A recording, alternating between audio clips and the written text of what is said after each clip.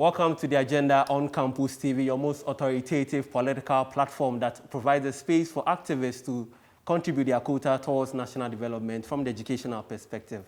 I remain your host, Frederick Brooks. I'll be introducing my guests to you after the breather. Don't go anywhere, stay tuned.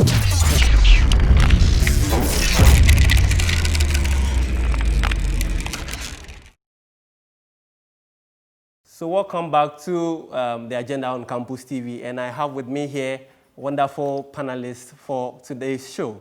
We have with us here a representative for the TESCON and also TAIN, and we understand that TAIN and TESCON are synonymous to MPP and NDC respectively. And today we are very happy to have with us here Mr. Akins. Welcome on the show, Mr. Akins. Thank you very much. Mr. Reagan, how are you doing? I'm fine. I'm fine. I mean, I can see you wearing the rescue mission. What are you rescuing?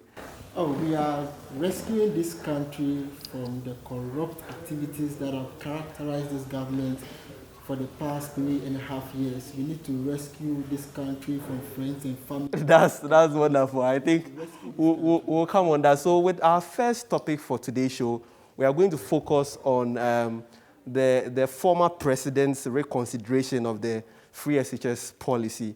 I mean, what do you make of that? Well, I think that if His Excellency John Dramani Mahama has clearly stated that he's not going to cancel the free senior high school, I think it's in the right direction because, I mean, the policy has come to stay. It's in the national interest that we maintain it. We have maintained the position that the free SHS is good, but should be done progressively. They said free SHS now. Although the free SHS policy has been characterized with a lot of challenges that we have seen in terms of infrastructure and the quality of delivery of education to these young ones. We believe that when it comes into power, come 2021, we will take the same policy, shape it, and strengthen it, and make sure that we deliver quality education to our young ones. So those are my initial Yes, but Reagan, don't you think that for someone who had witnessed how our political landscape was probably to 2016 elections when the free SHS policy, as captured in the manifesto of the MPP, faced a lot of criticisms, where we had the former president said that it was very impossible for the policy to be carried out. And now don't you think it's kind of a funny U-turn for the former president to come up with a tweet or come up with a decision that the same policy he claimed that it's impossible to be carried out, he is about to continue that policy?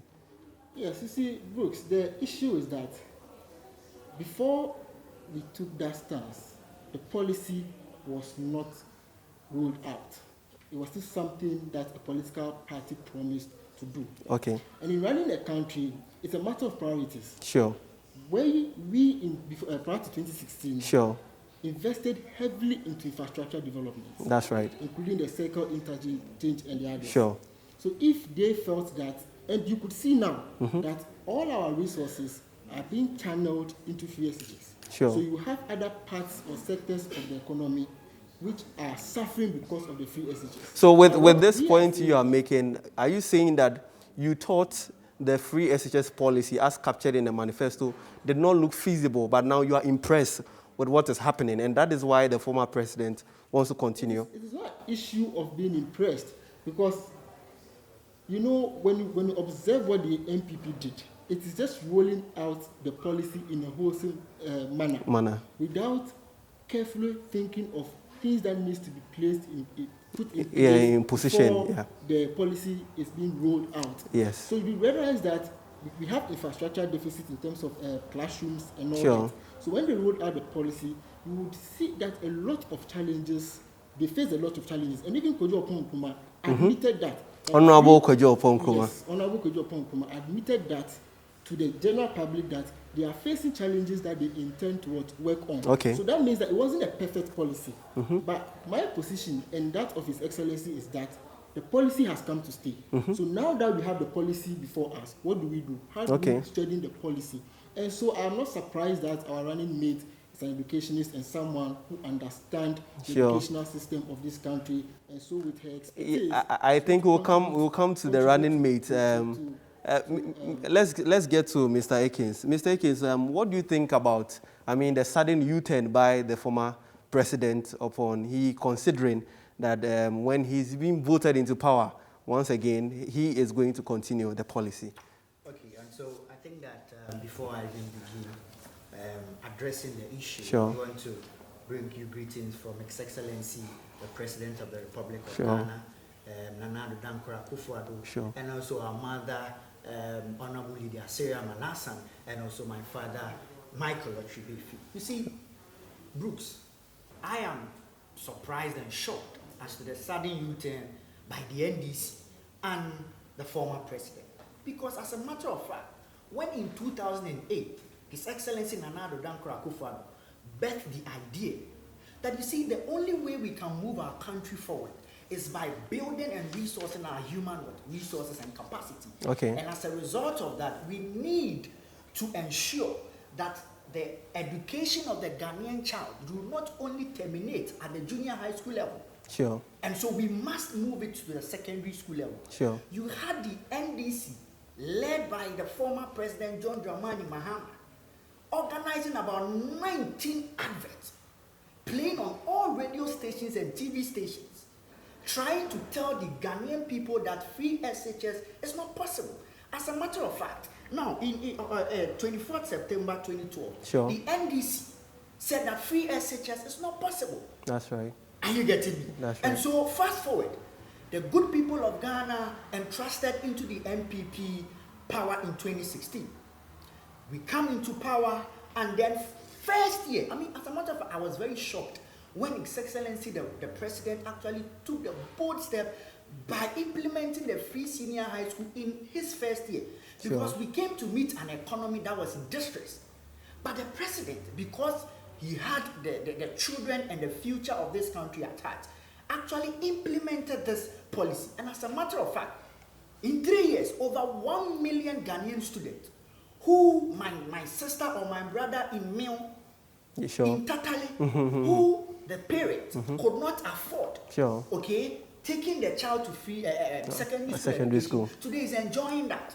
And today, because you know that elections are fast approaching, and then the Akufo-Addo graduates are going to exercise their franchise on December 7th by telling the president, we thank you.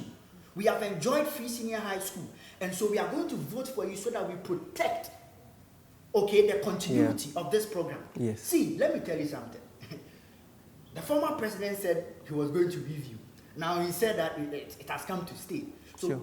what is the meaning of review and it has come to stay? I think with that, the position of the NDC and also with their flag bearer, His Excellency the former president John Dramani Mahama, was the fact that the policy was in a good direction, was in the right direction, but then they had a problem with the components of the policy, and that is that the policy did not capture accessibility. I mean, the number of people who are going to benefit are going to cut short, because as it stands, we don't have the infrastructural, accommodation to accommodate, a lot of students. We have, some regions that still students are schooling under trees and all that. So I think those are some of the concerns. And even aside that, we have some of the internal members of the MPP, prominent members of the MPP, that is the brother to the former president, John Ejekum Kufuor, that's Addo Kufuor, who stated that the country is not stabilized,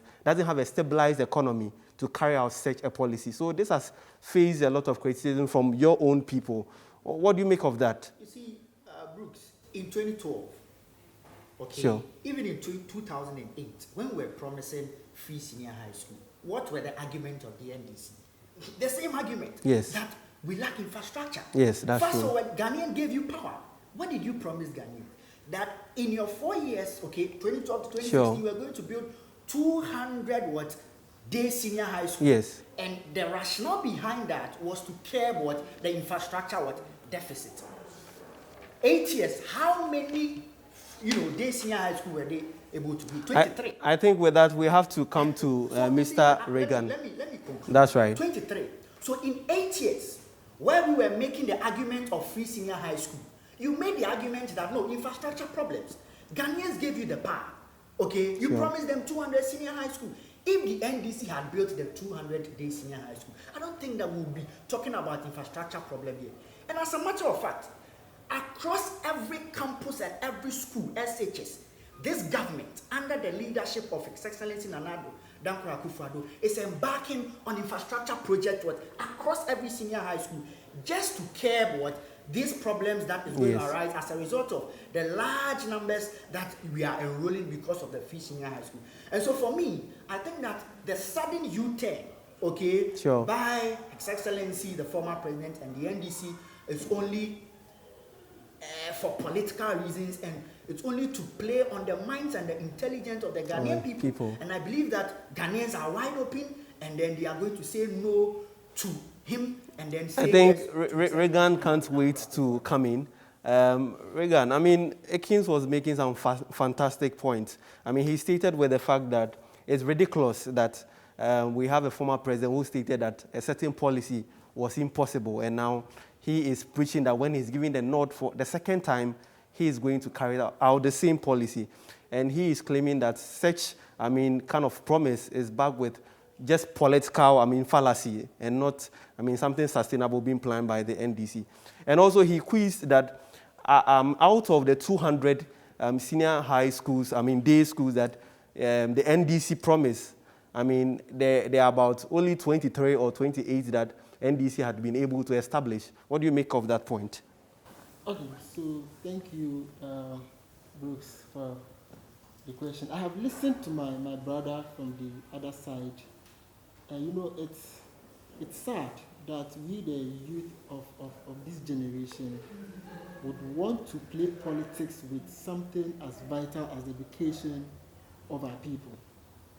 First of all, Nana Dankwa Akufo-Addo did not bet the idea of free SHS. Okay. Nkrumah started. Okay. Right?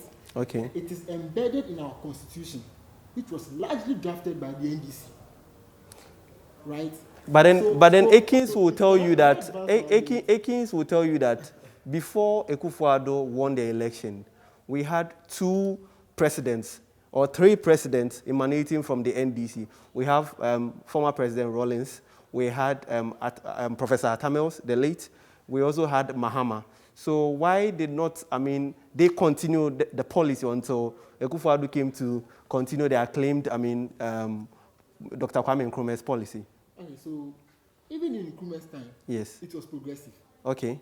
Right? Okay. And the NDC has consistently stand by the fact that we want the free SHS to be progressive because we are focused on quality and not quantity. Okay. Because if you produce one bad student in the name of free SHS, you push everybody into the system, garbage in, garbage out. Yeah. And those people, God forbid, become teachers. Even if just 10 of them become teachers and they don't have quality education, those 10 teachers will teach an average of 1,000 students. If they have a class of what? If they teach 100 people. Sure. I mean, productivity will grow, yes. Yeah, I get the drift, yeah, yes. So the NDC has been bent on quality of education and not quantity of education. Okay. Now, if you see how the NPP rolled out free SHS, let me show you a typical example of garbage in, garbage out. Okay. Those who are currently taking the WASI exams, we have seen videos across country, not one institution, not two institutions, of same beneficiaries of free SHS telling His Excellency Nana Dankwa Akufo-Addo that he should take his free SHS. They don't want it. Why? I think they were angry because of the turnout from the WASI examination. Exactly, yeah. Because they were ill prepared.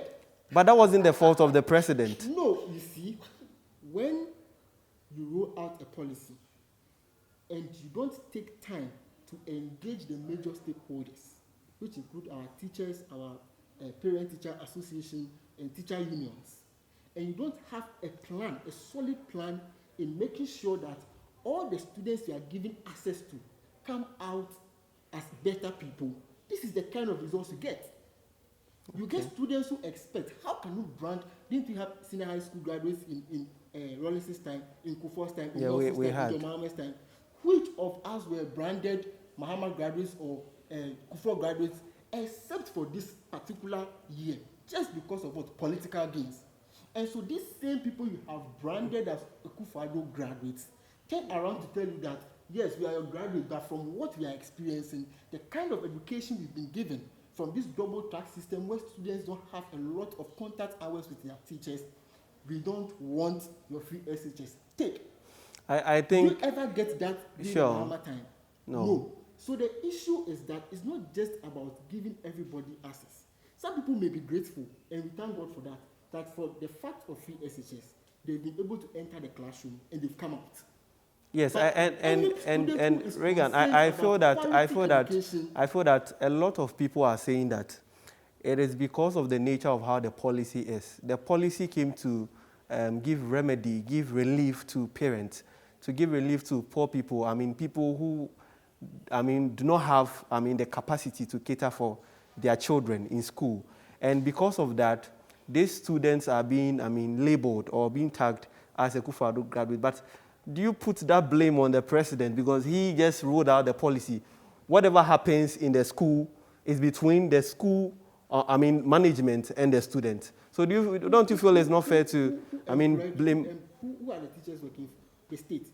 Yes. Which is being led by the government, yes, the central government, and the president for sure, that matter, right?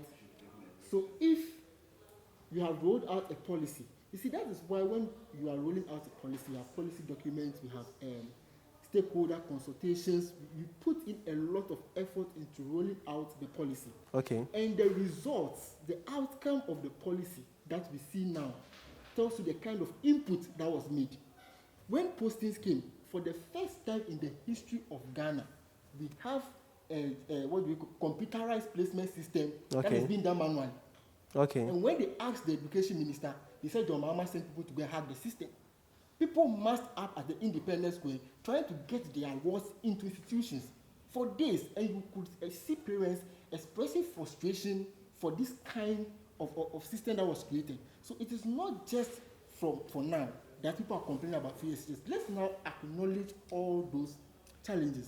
We can sit here and debate about the pros and cons of free SHS. It doesn't advance the conversation in the interest of the nation. That's right. So now that we have these challenges, how do we solve them? Then a political party tells you that when I come into power, I'm going to build 350 senior high schools. Just one, has not yet been commissioned. We have Mahama E-blocks there that have been abandoned. And when we asked them what they are doing with those school buildings, they tell us that it was not well sited. That means that they were not positioned well. That's right. It is better for a student to pick Trotsky or bicycle and take a kilometer ride to school than to stay in the house. True or false? That's wonderful. So out free SHS. True or false? I think you have exhausted. You get the point. Yes, you should be wrapping up. What I'm trying to say is that at the end of the day, sure, we have rolled out free SHS. Sure. It is only again in this MPP government, sure, with all my schooling, sure, my teachers never told me that to review something means you will cancel it. But because of politics, the word review is now meant to what? To cancel. Thank you very much, so Mr. Please, Reagan. let's We've been having Mr. Reagan and Mr. Ekins in the studios now, and we're talking about the free SHS policy, the controversies surrounding it, with the former president's reconsideration of the policy. We'll be taking a short breather. Right after the breather, we'll get on with the next topic. Don't go anywhere. Stay tuned.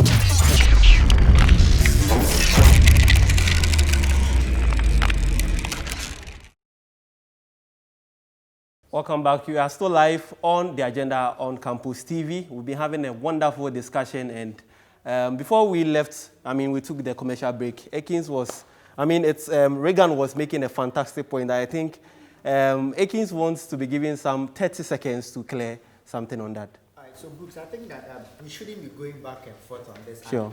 The good people of Ghana know what is good for this country. I want to clear a very simple issue. You see, my brother from the other side was saying that because one or two students, have come out with a video that the exams that we are writing, is difficult. We couldn't write the exams. And so as a result of that, the free SH policy is a failed policy. Now you have about 313,000 students writing the WASI this year.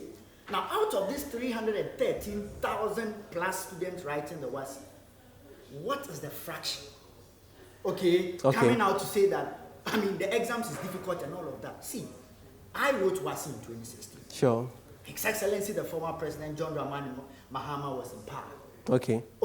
You had people complaining Sure. that these exams, because of one or two, Yeah. at the end of the day, somebody has placed you in school for free, provided you with textbooks, provided you with free past questions. I didn't have that opportunity. And also, I think one of the statements, I think the former Vice Chancellor of the University of Ghana stated that one of the things that made the finalists, I mean, get some kind of hope or felt that the government was actually feeding them with apple was because of the past questions. And the past questions also ranged from 2013 to date. So, I mean, that also created some kind of confusion. You see, Brooks, what are the purpose of past questions? Past questions are to prepare you, Okay. are to tell you the sequence and how what questions are set. Yes, set, yeah. Past questions do not necessarily mean that Yeah. they are coming, those questions are, going to happen, or those are the questions that are going to be set for you. Yeah, that's fair enough. I mean, we solved questions right from 2000 That's true. to 2016. Yeah, Sometimes you go there, and out of the 2000 to 2016 questions you have set, only one will drop. I think I'll give you 30 seconds more to wrap up. Does it mean that the then president under Mahama failed us? No. I think that we should look at the impact, that the free senior high school policy has made. I am a benefit. I believe that my brother is benefiting from this policy. If John Dramani Mahama is saying that he's going to review and all of that, they should tell us just one thing that they are going to review under the current free senior high school policy.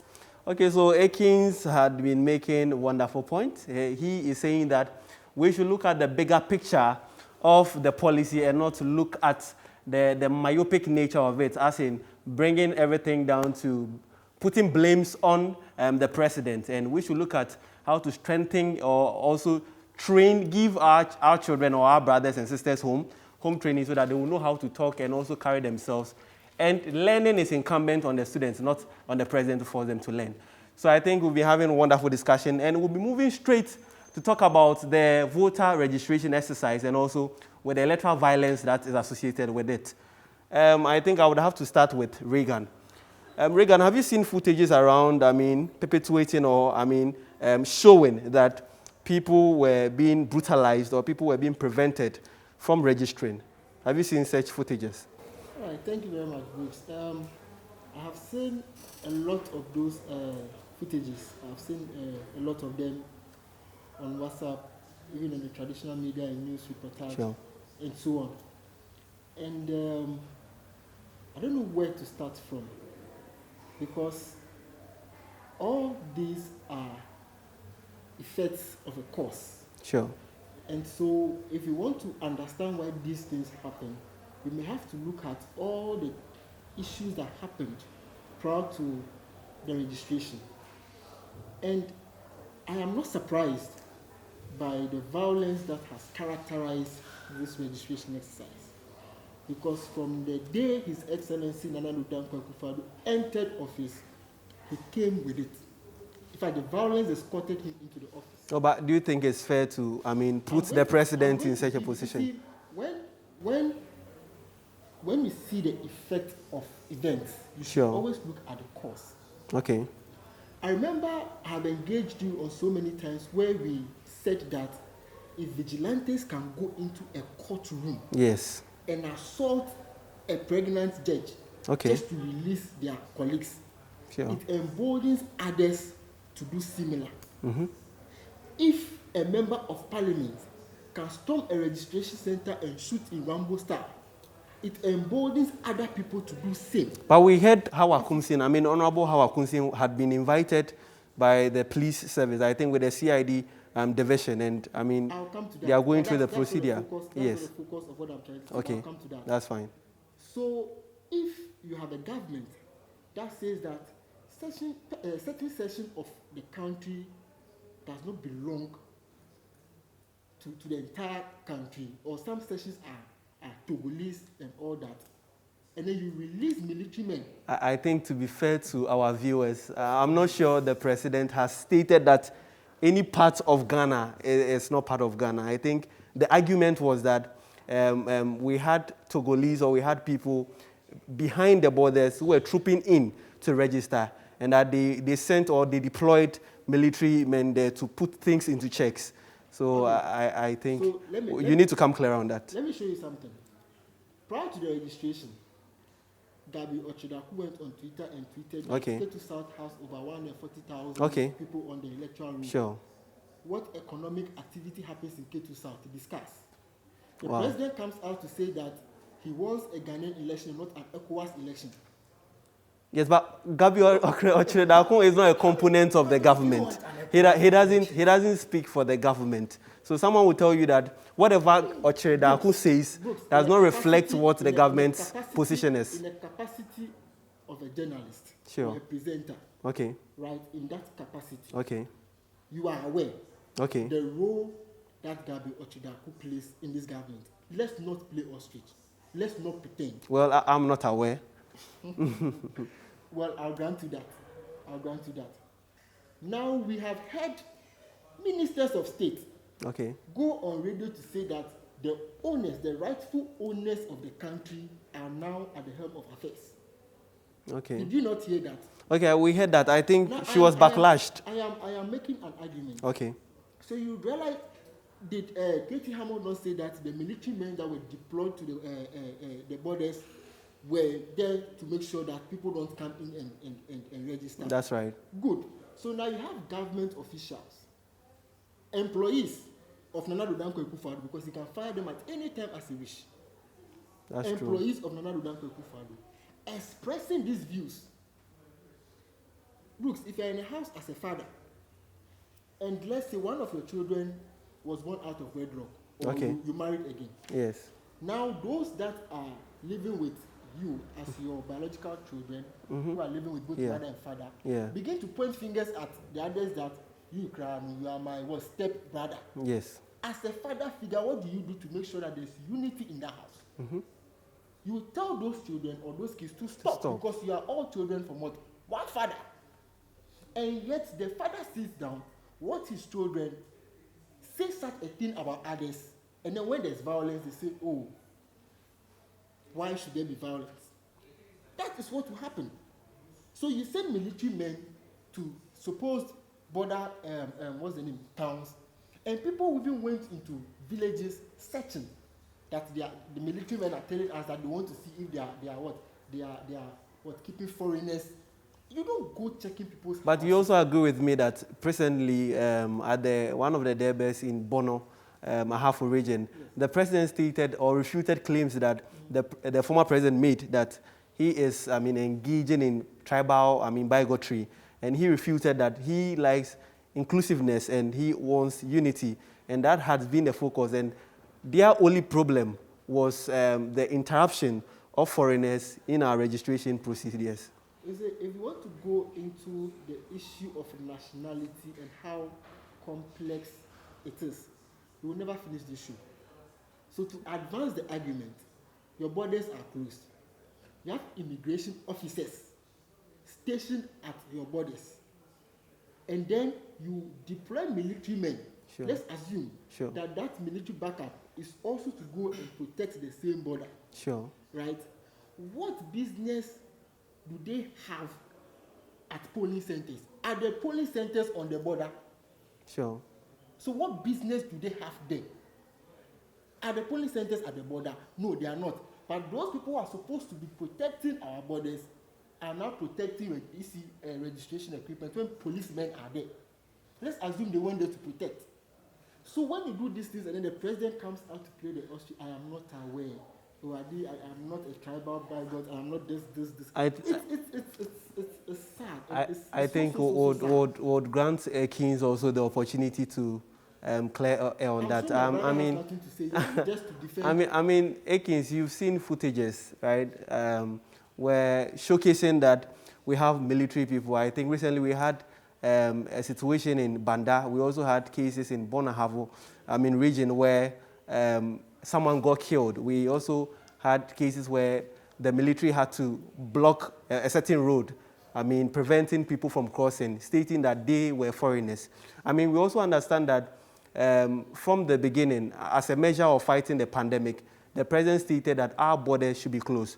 So is it not so, ridiculous that we still have cases where these security agents are saying that we still have foreigners, because we can assume that it's nearly impossible that these foreigners came 3 months ago. What do you say about that?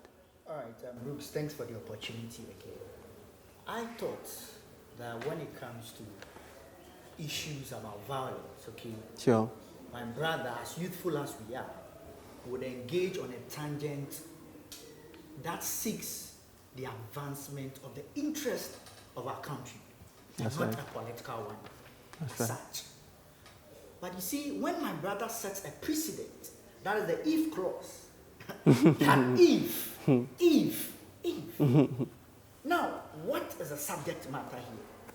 The subject matter here is that the Electoral Commission made a declaration that it was going to compile a new voter register. Which was hugely opposed by the minority. So now I am coming to the if. Okay.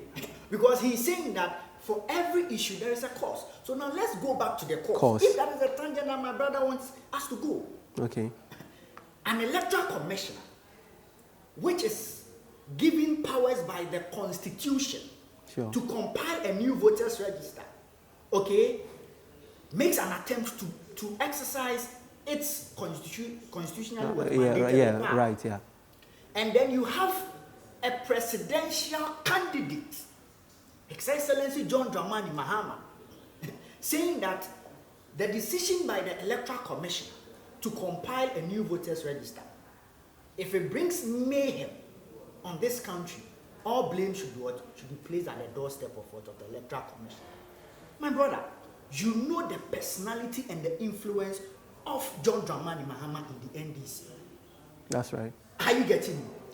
You have folks, okay, very influential people from the NDC saying that we will defend this with all our blood. We will not allow the Electoral Commission, whatever that we will do. Their communications director, he said that we will defend it with the last drop of water of our blood. My brother, when you have people in power like this making comments, okay, as if somebody is embarking on a journey to rig elections for the government of the day. Now you have the grassroots people, okay, you give them a reason to suspect that there is a wrongdoing. Okay. And so if my brother is going on the if clause, then that is the cause. If that is what we are supposed to go on, then that is the cause of the violence happening at what? At somewhat police centers. But don't you think it's fair for an opposition party to, oppose, a policy or a measure that they think is not correct enough? I think the main argument of the NDC was that the voters register, the existing or the old voters register wasn't bloated, and that they could be used, and also attempts of compiling a new voters register is going to put a lot of financial burden on the country. Is the NDC, okay, in the position to determine that? You see, they acted on a certain course. But they're also a stakeholder of IPAC. You see, at the end of the day, what does the Constitution say? Does the Constitution mandate the Electoral Commission to compile a new voters register or not? Yes. And as a matter of fact, they took their case to court. And so you knew that there was a third arm of government, okay, that is mandated by the Constitution to resolve such impasse when you do not understand certain things. But you went around radio stations, organizing demonstrations here and there, inciting your supporters. As a matter of fact, the national chairman of the NDC actually told their supporters that when the EC, okay, start with this voter registration and other stuff, they shouldn't go out there to register. I think that was prior to, the nearly decision. Is there somebody to be blamed for this violence? I don't want to go on that tangent. When we lose one life, okay, every life matters. Sure. And so for me, as I sit here, I condemn some pockets of violence that what happened at some polling centers. I followed, the registration process in Iowa so West. I went to follow it at New Drummond South. You see, the registration process was fairly peaceful. Okay. The Ghanaian people went in their numbers to register. Registration has ended. What is the next step? Yeah. Prepare your people. Prepare your base. Okay? Sure. If you know that you had a good track record and all of that, prepare your base to come for the election. Sure. But you see, there is something that the NDC is doing that is very dangerous to this country. That they are you should be wrapping up I'll anyway. wrap up in Yeah. some few minutes. their tribal sentiments and their tribal comments that they make sometimes. Okay. Are Votarians not Ghanaians? Books I ask. They are. Votarians are Ghanaians. In fact, we are. I mean, who in government has said that Votarians are not Ghanaians? What we are saying is that Togolese are not Ghanaians. Ivorians are not Ghanaians. Burkinabes are not Ghanaians. Hence, we would ensure that we do not have an ECOWAS register and that the government has ensured. He's talking about military deployment. The government did not deploy military only on the borders of, Togo. It did across the borders of this country. Why is the NDC not complaining about the other border towns, but they are complaining about only the borders of Togo? See, my brother Reagan is a youth coming up. I'm a youth coming up. We are all youth coming up. We should not, go on a tangent that seeks to divide our country. Because it is only one country that we have. It is I only think I have to one be nation cutting you that we now. have. Yeah. Are you getting me? Sure. And so, as a matter of fact, we should come together as youth and then condemn anybody at all who seeks to bring division amongst us. See, Yeah. I'm an Ashanti. My best friend is an Ewe. That's right.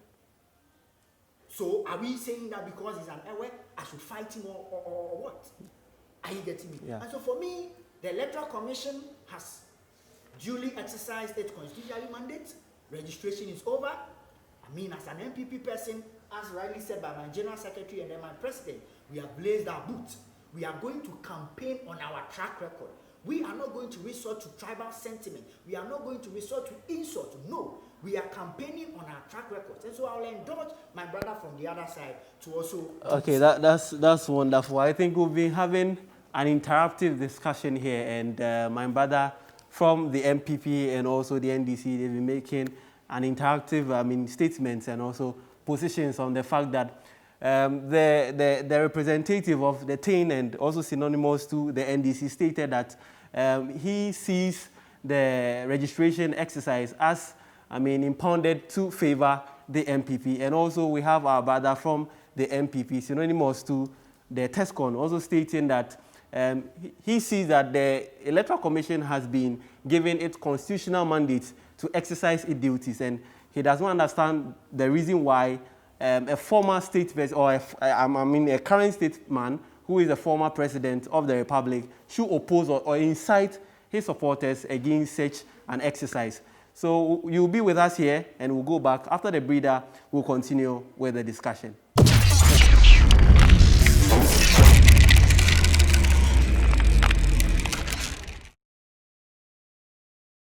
So welcome back. We are still live on the Agenda on Campus TV. We are still recording live here at the Nasford University. We've been joined in the studio by Mr. Akins and Mr. Reagan. We've been having lovely and interactive discussions. We're talking about the voter registration exercise, and I think before we left, Akins was making a fantastic point. I think Reagan will have to come in. All right, thank you very much, Brooks. My brother was making some points before we went on break, and I would like to put on record that for every public interest discourse, there are two sides to it. We have the advocacy part and the litigation part. And so for him to suggest that the NDC could have gone to court instead of presenting their case in the media, I think that is a very faulty statement.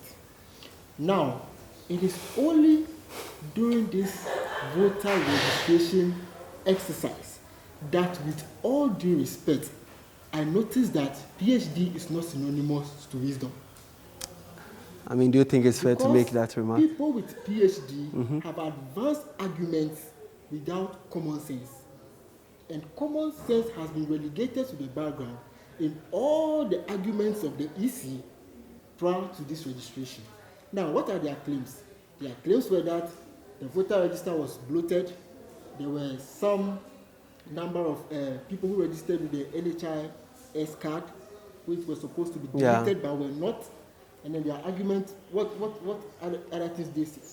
And those issues were not worth the amount of money we spent in compiling a new voter register. Now, fast forward time, they have compiled a new voter register, and it is evident that the figures we have and the figures we had shows that there's no way we had foreigners on our voter register. In fact, the only thing that they were able to do is to successfully take away dead people from the voter register. Aside that, this voter registration exercise that they conducted was absolutely needless. And if you move the argument up, CDD said this morning that this registration is the most violent registration in the history of the Fourth Republic. Okay. Not just them. Kodir also said that they recorded 20 significant violent issues, issues that came up, out of which 14 were major. So for all the violence that happened in this registration, 14 out of the 20 that were very, significant, that you could see that this is a clash between either military people who are registering, or between NDC and NPP. We saw footages when people who claimed to be national security were pulling guns on policemen in this country. And yet, the J. Mensah-led EC wants us to believe that all is well. It was the same thing that happened now at Iowa West. When we saw people with guns claiming to be national security, tormented people who came to queue just to vote. But there was a commission of inquiry set to investigate that. You see, this, let's not go back to commission of inquiries, because we also white papers, we also recommendations that Nanado never carried out, His Excellency never carried out. So let's move the arguments from those ones, because we know and we are fully aware that His Excellency Nanado Dankwa is not committed to fighting crime in this country. It is a fact, backed with all the evidence since he came into office. So let's advance the argument. These people shot in broad daylight, fired guns. Nothing happened to them. The EC boss came out and said, "Oh, this is a very successful election." But don't you think it's very unfair to overlook the fact that the president, made available a commission of inquiry to investigate the matter? In fact, if I dare to say that the president should be prosecuted for causing financial loss to us, for setting up a commission, which I believe were resourced with state funds, just for them to come out with recommendations, they sideline all of them and tell us that if Double was not angered by Sam George, he wouldn't have done what he did. An assault on a member of parliament. Look, let me tell you, as a matter of fact, Medina Social Welfare North Electoral Area, Medina constituency, when the MC came to the registration center, she was being escorted by 3 macho men. One was carrying her handbag. I was there. And so this attitude of the NPP trying to play, another will tell at the end of the day, I didn't see it, I'm not aware, because the NPP only watch selective videos. There are some they don't see. They will never see them. And I think this attitude should make all of us worried moving into election 2020. Because if Iowa West happened, the EC came out and said it was a very peaceful election. What happened was outside the polling center. And so it has nothing to do with the EC. After registration, she comes out again and said this was a very peaceful and the best organized registration in the history of Ghana. You can imagine what will happen in 2020. You can just imagine. And so if we are committed to dealing with electoral violence, the NPP, my brother here, should go and advise his national executive that they should go and sign the documents that the Peace Council brought before them. They should go back and sign, because the NDC has signed and committed to peace ahead of election 2020. But the NPP has refused. Ask him why is it that up to now their general secretary has refused to endorse that document. Ask him. But I also understand that the president, in a fight to combat vigilantism, made a provision or made a law or brought a provision into law that fights or deals with people who engage in vigilantism. See, don't you think it's very unfair to overlook that fact? Brooks, you see, that's the funny part. The same thing he did with the office of the special prosecutor. Bring the bulldog to the house, tie it to the tree. When the robbers come and rob you, tell them, but there was a bulldog here. I made the bulldog available. That is the same principle Nanado works with. Like Randy Abe will say, we don't need laws in this country. We already have them. What we need is the commitment to enforcing those laws. without a vigilante bill or law, right? If somebody attacks, what's that? Is that not an assault? Yes. Don't we have that in our laws? So why can't we apply that particular law on just assault, but we need to go and bring one on vigilantism? And we will bring these laws.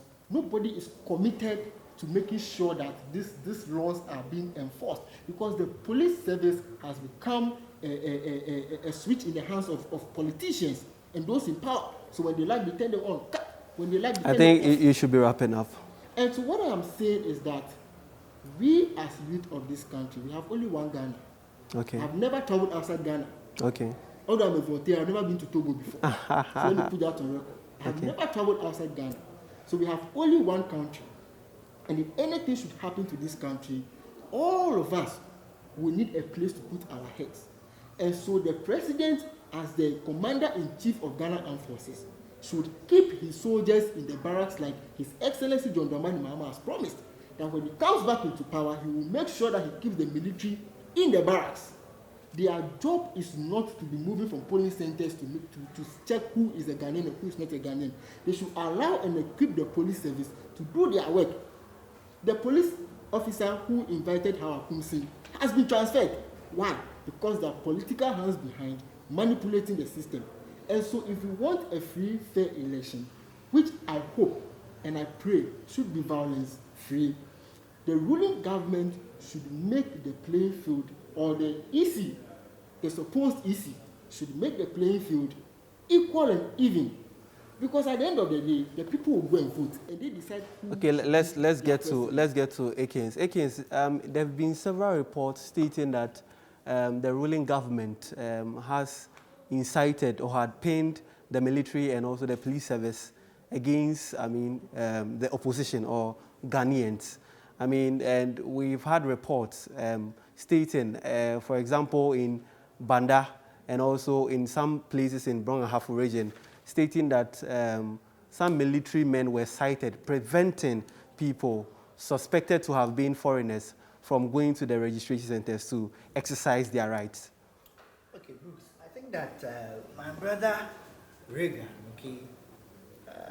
started, throwing as usual accusations and throwing all sorts of lies, and then comes and end on a note of unity, that we should come together. You see, we shouldn't lie to ourselves. But I would want to pick up from where he ended. I would not sit here and sing praises for any violence that has been meted out to anybody in this country. Okay. As a matter of fact, I speak and condemn those acts. That's right. But you see, my point is, if as youth of this country, we subject our leaders, and tell our leaders that there are certain comments that are insightful, there are certain comments that when the people at the base, they hear, it gives them some form of weapon to act on mere allegations and mere suspicions. Where would, or we would, I don't know how to even put it, but we wouldn't have gotten here when perceptions were not being created as if the Electoral Commission is in bed with the current government. Just because the Electoral Commission said that it was going to compile a new voters register. An objective citizen will say that it's followed, precedents where we had also then MPP in opposition stating that the ruling government then, the NDC, was actually in bed with Mrs. Charlotte Osei. We never said that. The MPP never said that the Electoral Commission or the Electoral Commission was in bed with the NDC.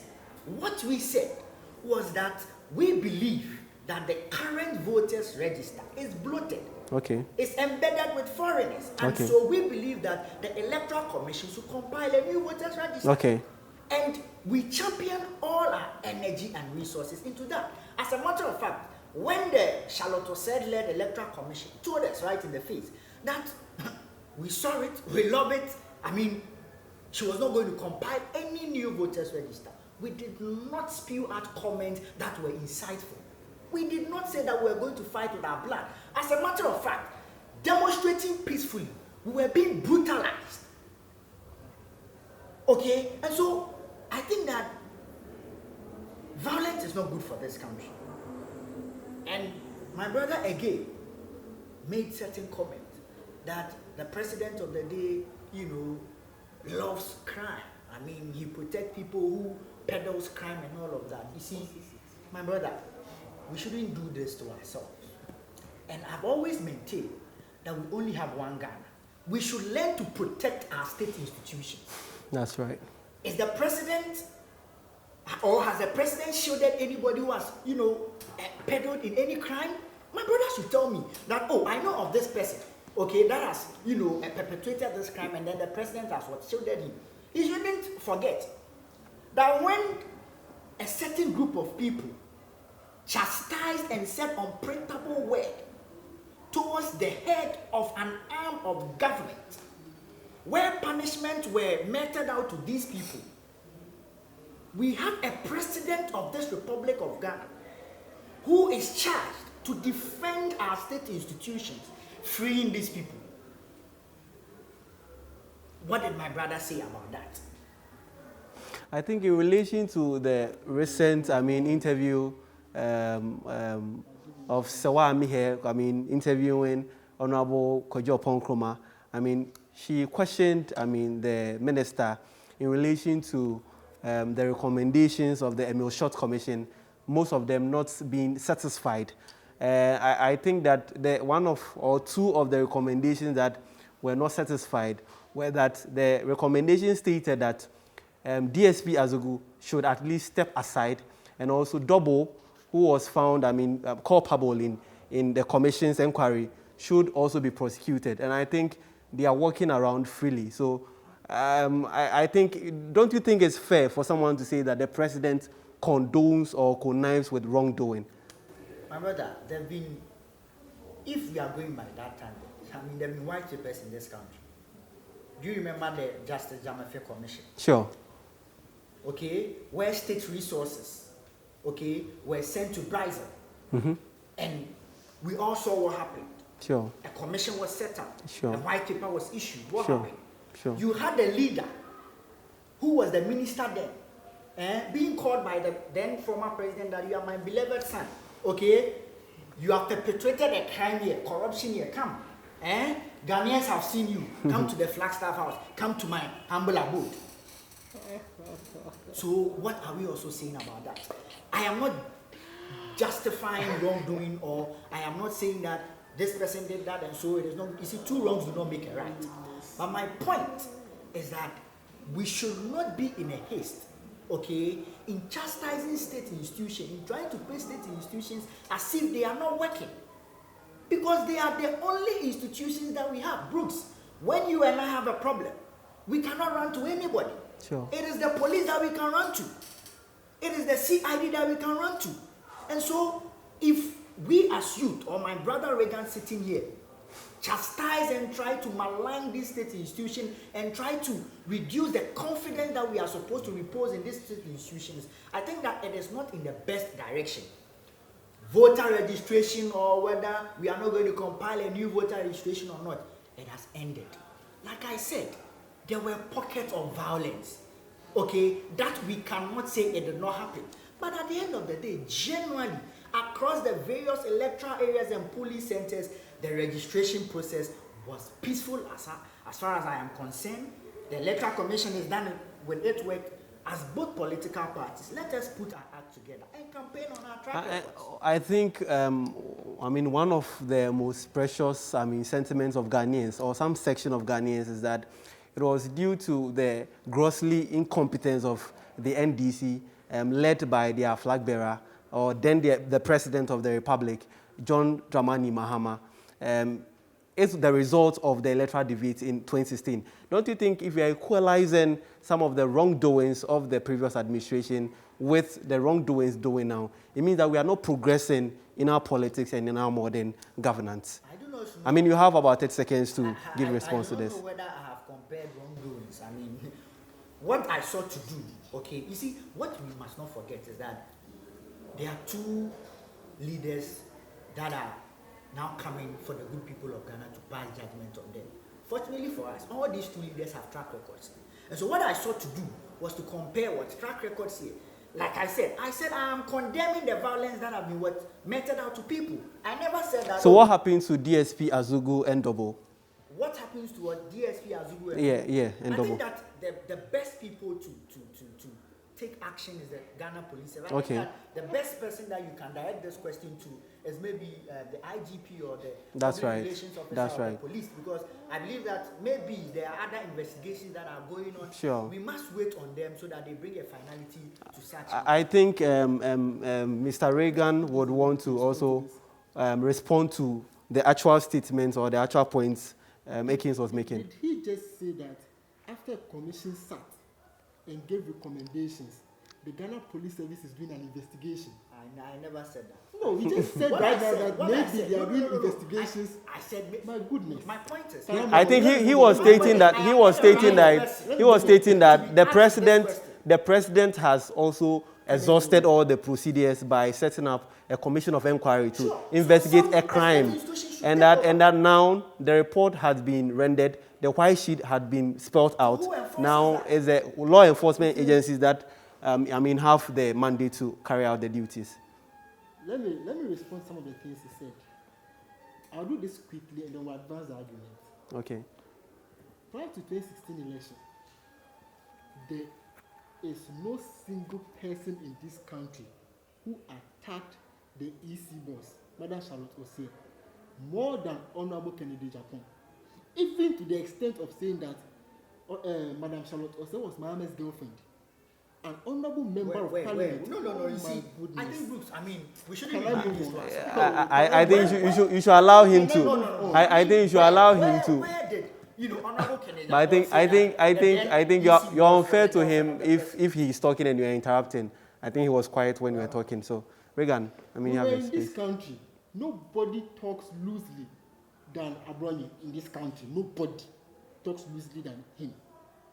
You are here talking about attacks on EC and all that. Look, we are all rational human beings.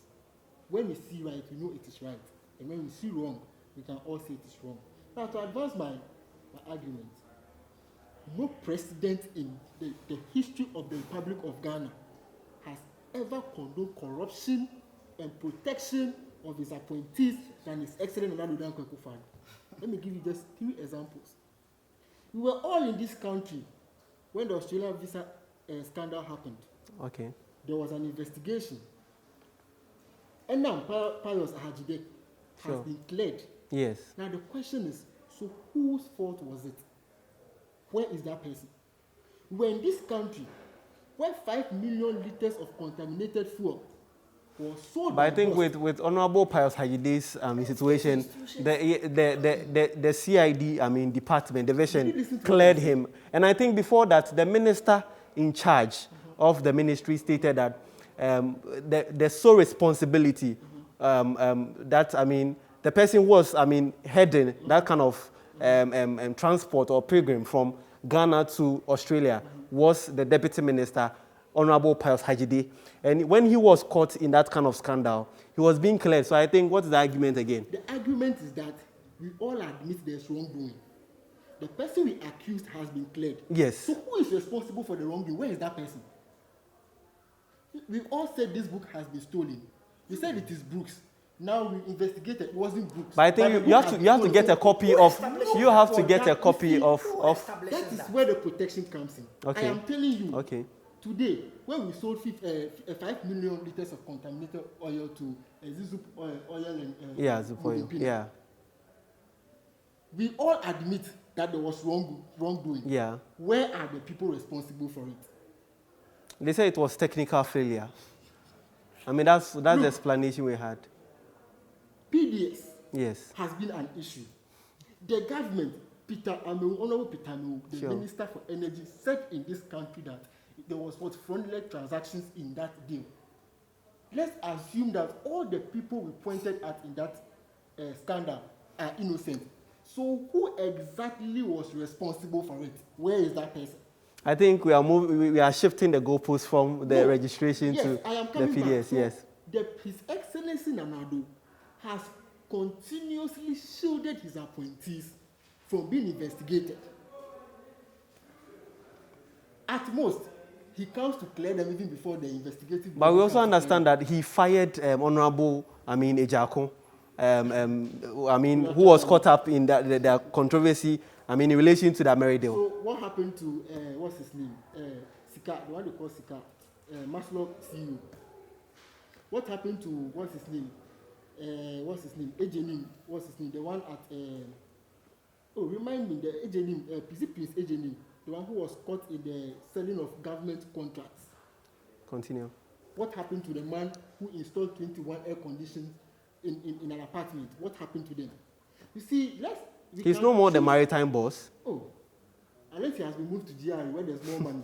You see, you see, when you mentioned President saying you are my beloved son, come here, Ayos is still a deputy minister of state.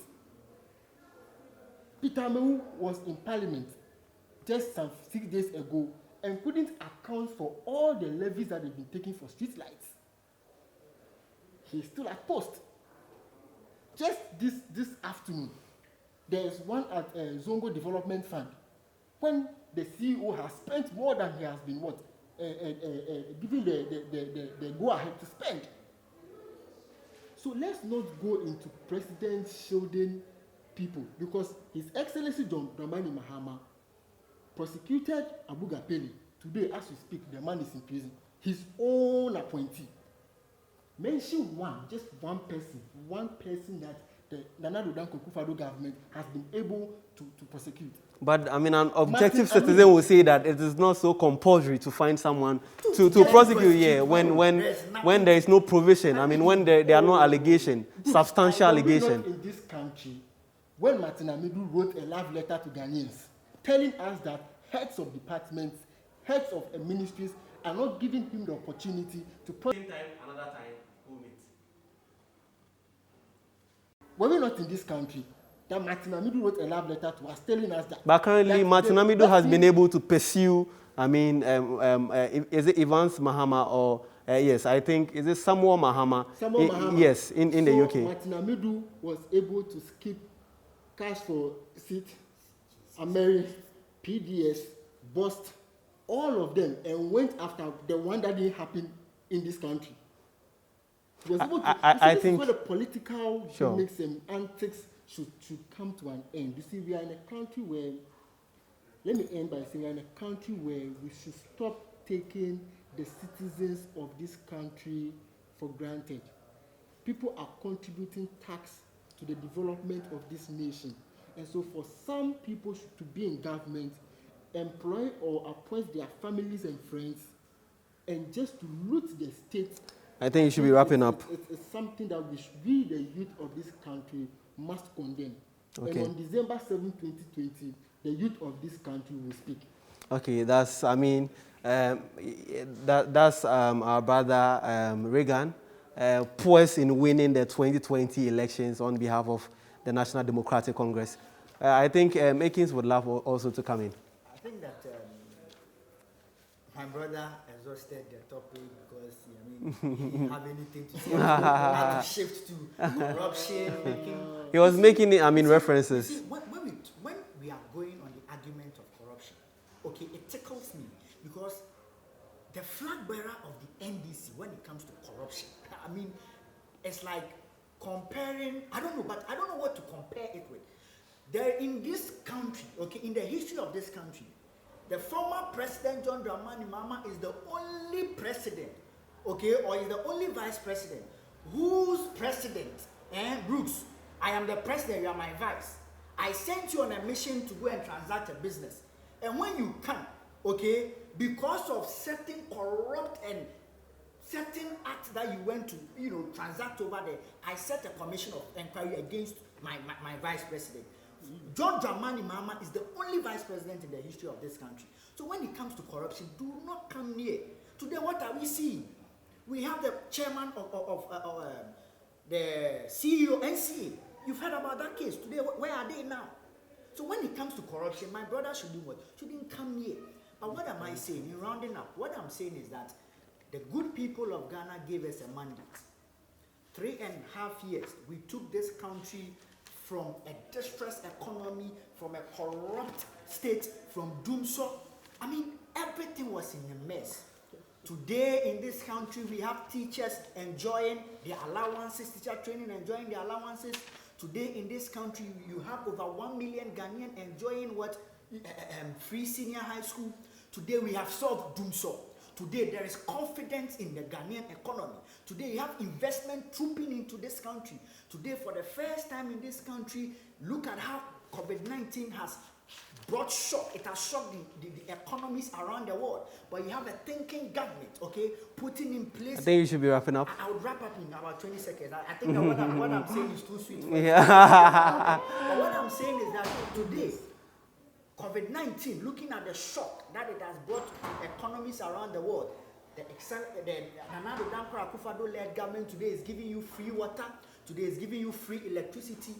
We cannot jeopardize the destiny of this country by changing this government, because this government has fed us well, and on the December 7th, myself and then the youth of this country, we are going to mount to the polls and say 4 more for Nana, 4 more for Lydia, and 4 more for Michael Ochibefi. Thank you very much, our viewers. We've been having Mr. Akins representing the TESCON and all the MPP fraternity. We also have Mr. Reagan, who is also representing the NDC, that is synonymous to the TAIN fraternity.